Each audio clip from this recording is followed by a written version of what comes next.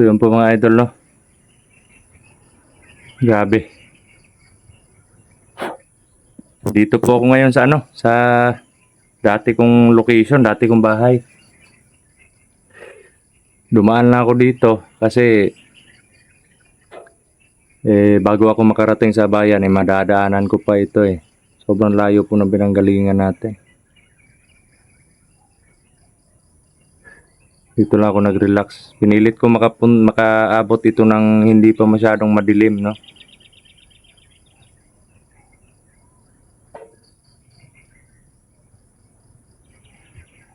Kaka pa lang, alas 6 pa lang, no?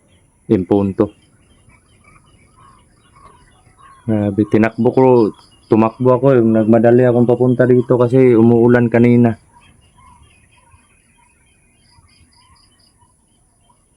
Ako na parang nanghina ako dun sa binitawan kong orasyon sa commander na napatay ko. Diyan ako nakaramdam ng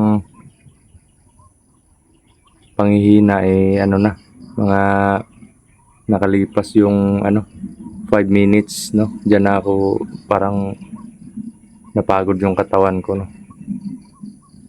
So yun, update po natin dito ngayon. Bago tayo dumiretso umuwi, kasi pagdating ko dito chinat ko na si Dairis na pauwi na ako. Oo. Yun,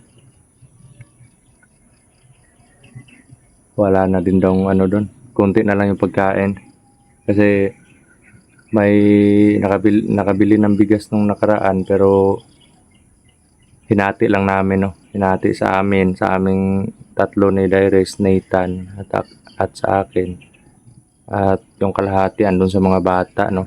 Kay Nanay Bilin. Hati-hati lang kami kasi hindi naman pwede na kami nakakain kami tapos sila walang pagkain, di ba? So yun yung ginawa namin, hati-hati lang. So yun, pag uwi natin hanap pa tayo ng diskarte para makabili naman ng bigas para padala dun sa kanila, no? Sana makakita tayo ng sideline agad. Kung makita ako ng sideline pag uwi ko, kasi lalakad pa ako pag uwi ko, pagdating ko sa bahay lalakad pa ako para mag-briefing dun sa pwedeng ka-sideline na natin. Kung walang bakante, dito na lang kami bukas, no? Na naman namin to. Grabe, sobrang continue na naman kami sa sa paglilinis. Sobrang dali lang pong tumubo ng damo kasi ilang araw tayo hindi nakaabante dito. Hindi nakabalik. Kaya yun. Ito na naman yung problema ngayon. Yan, no? Sobrang yan, no? Yan. Tumubo na naman yung mga damo. Yan. Yan mga idol. Yan. Okay lang sana kung may pambili ako na ng yung sprayer, yung spray can, tapos yung medisina para pang para pang damo. Yan. Itutuloy natin yung pag diyan. Papunta doon. Oo. Yung paglalampas. Grabe, yung na to. Yung mga damo na to, ang dali lang dali lang yan, no? Tumubo. Yan, sukatin natin mga idol. Yan, no? Yan, mahigit 1 dangkal na siya. Yan, no? Yan mga idol, mahigit 1 dangkal na po siya. Yan, galing dito. Yan, oh, mahigit 1 dangkal na po siya.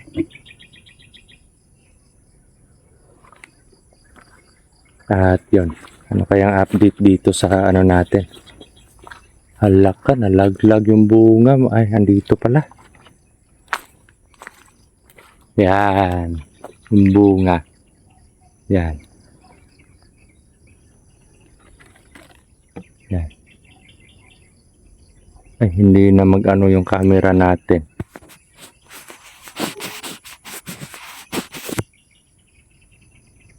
Yan o. At ito naman yung malunggay. Yan o, di ba pinutulan natin to? Yan o, pinutol natin yan eh. Kasi sobrang taas na po. Sobrang taas na po niyan. Hanggang doon na yan sa ibabaw. Parang magkaano na sila nito.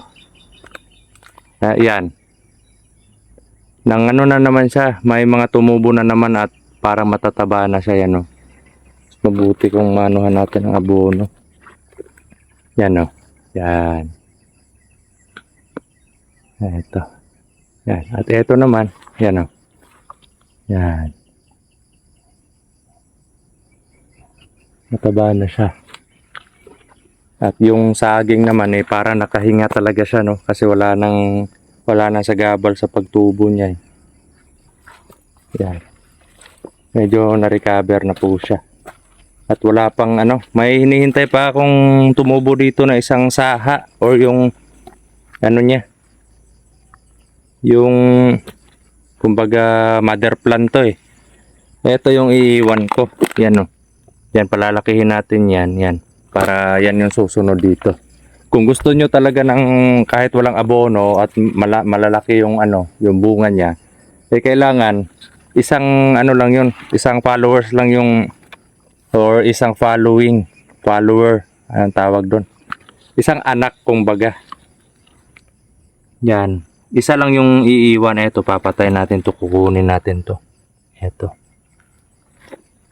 Yan. At ito naman. Dito pala.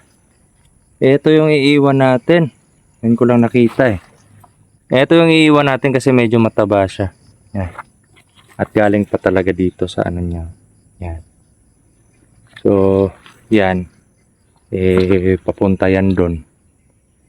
Yan yung kukunin natin yan, dalawa. Dalawa yan eh. Yan yung isa. Yung medyo nangingitim.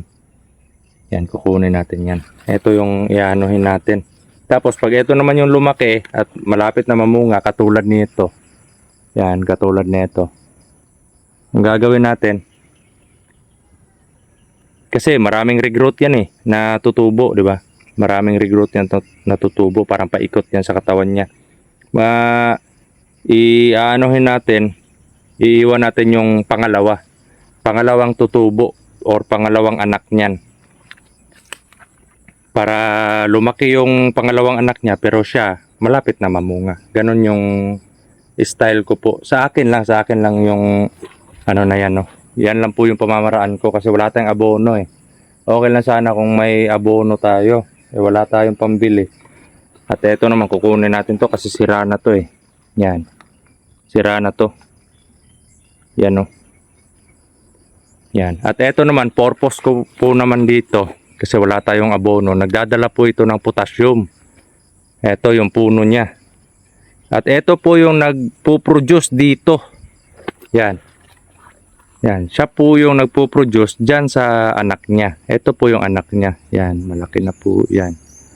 At pag ikakat naman natin to, hindi natin puputulin talaga lahat hanggang lupa. Kailangan natin mag-iwan para kainin naman ang isang yan. Yan o. Yan. Yan yung diskarte ko po sa ano sa ayan, katulad nito. Tulad nito mga idol, yan o. Laki na. Ito, palaki na din siya. Ito yung pangalawa niya. Yan, pangalawa. Ito, malaki na. Malapit na mamunga yan. Parang mga next week, ano na yan. May puso na yan. Tapos, ito, kasi paglalaki to, dito to babangga po yan dyan. So, pag namunga yan, posibleng matamaan niya yung bunga. Mamunga to. So, posibleng matamaan niya yung bunga neto. So, yung gagawin natin, kukunin natin to. Kukunin natin. Oo, yan yung ginagawa ko mga idol, no? At, yan yung una. Yan yung una. Eto, sakitin to eh. Yan o, sakitin po yan. Kukunin natin yan. At eto yung ititira natin. Medyo ano na. Medyo madilim na. Yan. Eto yung ititira natin. Yan. Yan yung kukunin natin. Eto. Kukunin din natin ito. Kunin natin yan. Eto. At saka eto. Ito yung ititira natin. Kasi nakatungtong lang to eh. Pwede nang anuhin yun. Oh, yan oh. Nababali lang yung kusa. Pag ano. Pag ganunin mo lang. Malambot lang siya mabali. Ito nakalublob talaga sa lupa. Yan oh. Nakalublob talaga siya. Ito yung iiwan natin. Para yung tubo niya naman eh. Papunta lang dito sa gilid. Yan. Dito lang pa. Pag ganun yung tubo niya. Hindi siya babangga dun sa bunga niya. Katulad nito. Pag namunga yan eh medyo malayo lang to. Doon sa bunga niya at hindi madadamage yung bunga niya kasi humahangin eh. May hangin 'di ba pag lalo na pag hapon. Ganon, mga alas 3 ng hapon eh medyo mahangin na po dito. Kaya yung mangyayari, yung dahon niya gumaganon, kumakaway yung dahon niya tapos natatama doon sa bunga niya. Oo. At pag nagleproning naman tayo pag nagleproning naman ako sa ganito, eh hinihintay ko po na maging ganto. Yan o. Yung wala na talagang kabuhay-buhay yung ano niya, yung dahon. Kasi pag ganon, kinuha mo ng leproning yan, ganyan. Eh, nagpo-produce pa yan eh. Nagpo-produce pa yan ng, ng abono or yung potassium. Oo, nagpo-produce pa yan. Kasi pag pinilit mo din kunin yan, mahahapdian yung katawan ng yung mother plant natin. So, imbis na ipapalabas niya dun sa bunga niya yung vitamins, pinopokus niya dun sa part na mahapdi, no? Kaya hindi siya nakaka-focus dun sa bunga. Yan lang po yung pamamaraan ko. Kumbaga sinishare ko lang po sa inyo kung paano ko po minamanage yung mga pananim ko po, no. At eto, hindi ko pa nalinisan to kasi gilid lang ng yan, katulad niyan. Yan. Di naman po pwede na ganyan di naman po pwede na ganyan karami yung puno, di ba? Kasi maliliit lang yung bunga niyan kasi nag-aagawan sila sa potassium sa vitamins. Okay lang sana kung may abono, no? Kaya dapat may kukunin tayo or may i-recover, may kukunin naman. At yan, yung pananim natin na rambutan yan. Pag namunga na po ito mga idol, darating po yung araw na mamunga na to. Yan, avocado. Kung may gusto po sa inyong pumunta dito, lalo na pag safety na po yung lugar na to, kasi may bakod naman na orasyon. Kung safety na po siya, welcome po kayo dito pag namunga na, timing na po, bibisita kayo sa amin, tapos may bunga na, yun, para makakain din naman po kayo makatikim din naman po kayo sa prutas natin, no? At dasal lang po tayo mga idol, no? At ito naman kung hindi tayo makakita ng sideline bukas, diretso tayo dito, no? Kasama po natin si Janjan, si Dairis at si Nathan para maglampas po dito, maglinis continue. Oo. Parang ganito yung nadaanan ko kanina na pero lang yun, maraming puno sa loob. Oo, abandon din siya. Pero ito medyo malinis to kaysa doon sa nadaanan ko. Sobrang layo pa nun dito. At dito sa lugar na to. At doon naman sa labasan mga idol, nag-ano na din sila doon. Nagdahan-dahan na silang mananim ng saging, no? Kasi nakapasok na yung may-ari ng lupa doon sa labasan. Malapit sa hanging bridge. Oo. Nagtanim na din sila ng doon. Medyo malalaki na yung nila. Mula nung time na wala nang dito, wala nang masasama. Kaya nagpapasalamat tayo sa Panginoon at natulungan niya tayo sa sa pagsugpo doon sa mga or sa pagpuksa doon sa mga masasama para may freedom na yung mga lupa dito, no. At magagamit na para sa kabuhayan. Yan. Yan mga idol. Yan. Yan. Tulad po niyan.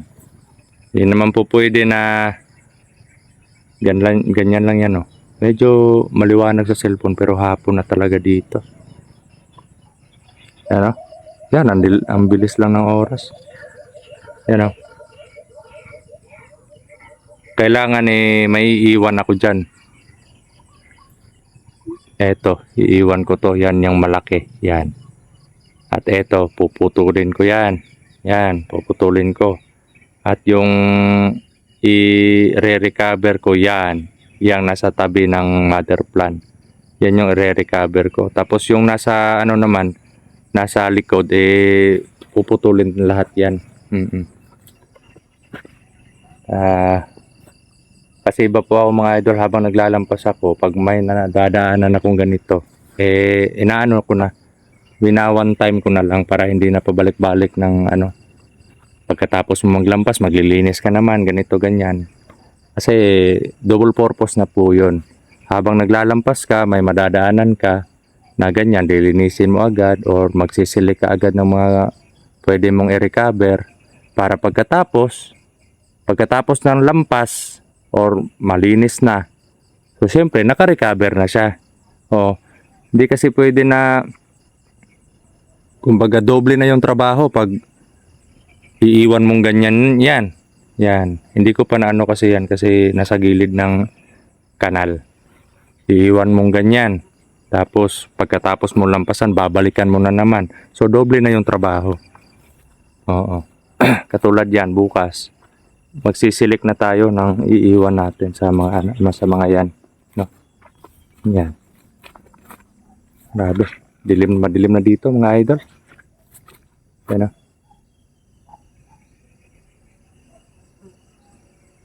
Yan. At sana po may nakaka-relate po sa pamamaraan ko, no? At, yun, kasi mahirap lang po tayo, wala tayong pambili ng yung mga materyales kagaya ng medisina o yung pangpatay ng damo,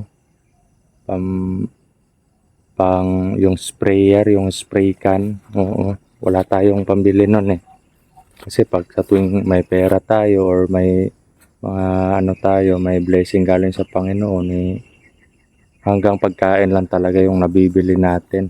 Pero para doon, nagpapasalamat tayo kasi malaking tulong na po yung may pagkain tayo. So, yun mga idol, pauwi na po ako.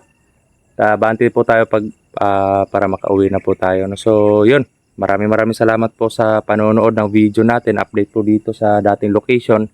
At ipagdasal nyo po din mga idol, no, na sana ma-recover na natin to, no, para nang sa ganon makatanim na tayo ng gulay at makapamuhay na tayo dito ng mga manok, kanon. So, may pang-ulam at may pambenta na din tayo. So, yun. Nag-love shoutout po sa inyong lahat. Dito po si Brad Dudong Adventure ang nagsasabing mahal na mahal ko po kayong lahat mga idol. Kita-kita po sa susunod na video. No? Salot po ako sa inyo mga idol.